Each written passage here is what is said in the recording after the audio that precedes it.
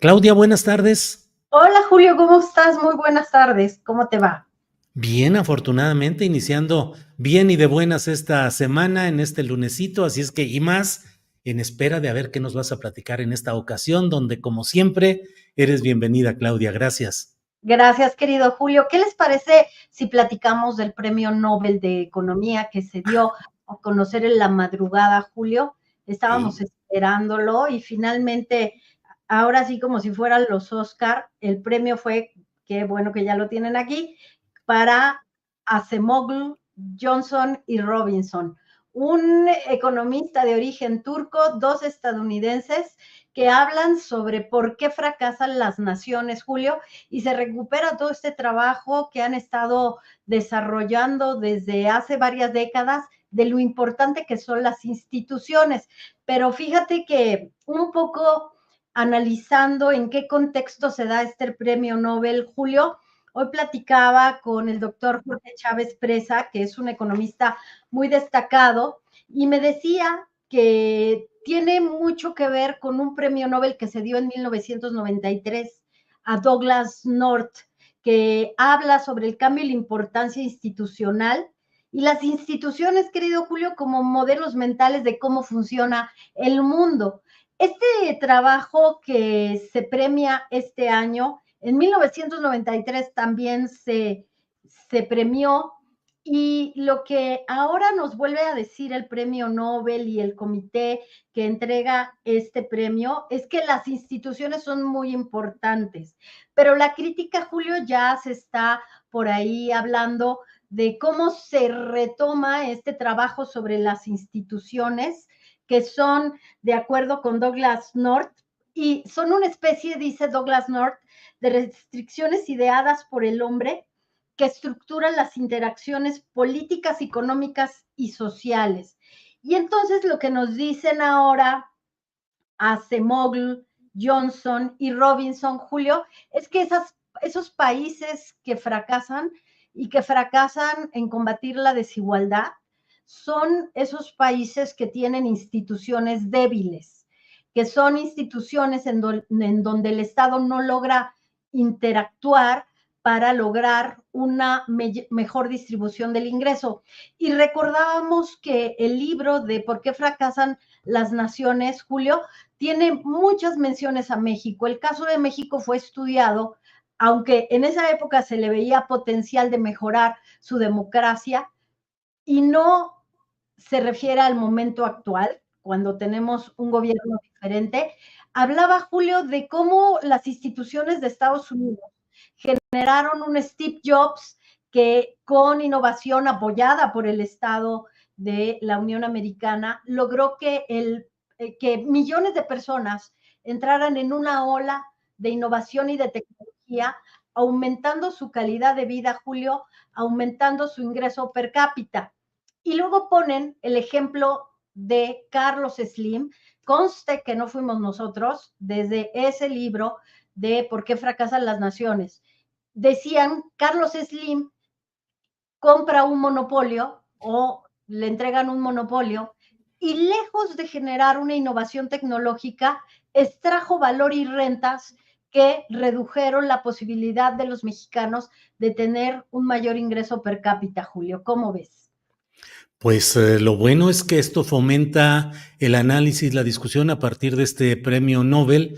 Los libros de los autores están ya circulando por aquí con todo este tipo de comentarios y pues es fundamental el que tratemos de incrementar la cultura en materia económica, que la verdad entre en el periodismo, no en ti, que sé, además de los cursos que realizas de actualización y todo lo que está siempre conociendo los términos y las doctrinas y los cambios legales, pero en muchos de nosotros hay una cabalgante incultura económica que nos hace que no entendamos los procesos y los fenómenos que son tan importantes o a veces hasta más que lo político y a veces no los logramos visualizar. Por eso es la importancia de estos análisis, libros y premios, Claudia. Fíjate, Julio, que yo quería comentarles, porque se me hizo súper interesante, a Douglas North le dan el premio Nobel en 1993. ¿Y qué pasaba en 1993, Julio? Terminaba la llamada década perdida en América Latina, la crisis de deuda, y terminaba con la necesidad de los organismos multilaterales de ajustes estructurales en las reformas económicas, de controlar la inflación, del crecimiento económico desigual, apertura comercial y globalización y combatir la pobreza. Llegamos al premio Nobel en 2024 con muchos retos parecidos y se recupera porque, como tú decías, puede ser que no se entienda que las instituciones cruzan o están atravesadas transversalmente por las dinámicas políticas. Pero fíjate lo que decía Douglas North, los políticos crean instituciones sobre bases ideológicas imperfectas que no logran maximizar las ganancias. Por eso cuando los políticos se meten a tratar de crear nuevas instituciones, si me permites en este caso, como pues procesos, leyes, e incluso el presupuesto de egresos, Julio, es una institución. Entonces, a veces son imperfectos. Y fíjate lo que decía Douglas North.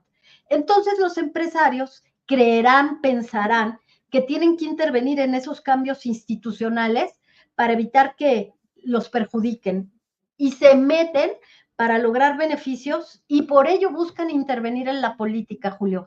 Mira qué interesante. Y entonces, ¿por qué fracasan los países, diríamos ya en 2024? Pues porque el poder político y el económico no deben estar juntos, porque es la democracia la que respira en las instituciones, Julio. Y fíjate, Claudia, esa mezcolanza de lo económico o empresarial con lo político que en México tuvo su expresión más fuerte, pues primero con la creación del Partido Acción Nacional, que provino de abogados de empresa y de intereses empresariales, pero luego de la nacionalización bancaria de López Portillo y demás, pues surge la ola de los llamados bárbaros del norte, los empresarios que con Manuel Cloutier, con Francisco Barrio Terrazas, en Sinaloa, con otras personas, si no me acuerdo, había uno Adalberto Rosas que era de allá, en fin, y luego la vertiente de Vicente Fox, que es la sublimación del empresario metido en la política, y bueno, pues al menos en este México nuestro, con problemas esa incursión de de los empresarios en la política, pero al mismo tiempo con historias larguísimas de empresarios. Pienso en políticos convertidos en empresarios, pienso en Carlos Han, pienso en muchos personajes parecidos, Claudia. Jesús Vizcarra, ¿no? Claro. Y todos estos empresarios, Julio, los Burs, desde Bachoco, Sí, metidos en la política. Y entonces vemos Bachoco. cómo desde 1993 se advertía esta, pues, debilidad estructural y cómo las instituciones, Julio, aunque el trabajo de Douglas North no se basó en América Latina, la teoría económica que desarrolló desde 1993 de alguna manera lanzaba alertas de cómo la debilidad institucional en algunos países representaba mayor o menor crecimiento. Y Estados Unidos, ya sabemos, con todos sus problemas, Julio, con toda la crítica expansionista que busca llevar a América Latina, bueno, se esfuerza en que sus instituciones sean más fuertes y ya lo veremos a ver qué pasa en las elecciones, Julio, pero vale mucho analizar nuestra democracia a la luz de estas teorías que ganaron el Nobel en 1993 y ahora en 2024, Julio, cuando pues se habla mucho de populismo y de cómo hay que fortalecer las instituciones, pero que no sean solo los modelos que vienen de Estados Unidos ni de los premios Nobel, sino que también nosotros pensemos qué clase de instituciones queremos, Julio. Bien, Claudia, pues muchas gracias. Eh, Déjame nada más cerrar esta plática haciéndote una preguntita acerca. Ya la reforma judicial va muy avanzada, el proceso va muy adelante. Parece jurídicamente imparable. Todavía quedan algunos recursos pendientes, pero todo hace suponer que se está frente a un hecho consumado. No ha habido la reacción de mercados ni cambiaria como algunos auguraban de que se vendría el caos y la depreciación y no sé cuántas cosas. Estarán, digamos, ya ¿ya estarán inactivas esas posibilidades de un problema grave o solo están a la espera de que llegue un momento crítico en este proceso judicial, Claudia? Fíjate, Julio, que qué bueno que lo mencionas. Yo hoy, bueno, pues estuve como ratoncito de biblioteca leyendo sobre los premios Nobel. En Revista Fortuna ya debemos tener el reporte de los mercados, pero déjenme decirles, en este momento el tipo de cambio está en niveles de 19.39, lo cual valida la afirmación, Julio, que nos estás comentando. ¿Qué está esperando el mercado financiero? ¿Qué están esperando los inversionistas? Están esperando el presupuesto de egresos de la federación, que debe estar listo antes del 15 de noviembre, por eso se adelantó eso que platicábamos. Y como nosotros platicamos con Luis Fonserrada del American Chamber, si el gobierno de la doctora Claudia Sheinbaum presenta un presupuesto de egresos impecable, a propósito, hablábamos de las instituciones, el presupuesto de egresos es la institución. Y el presupuesto de egresos tiene una reglita muy simple. El 5% de deuda que equivalga al 5% de inversión.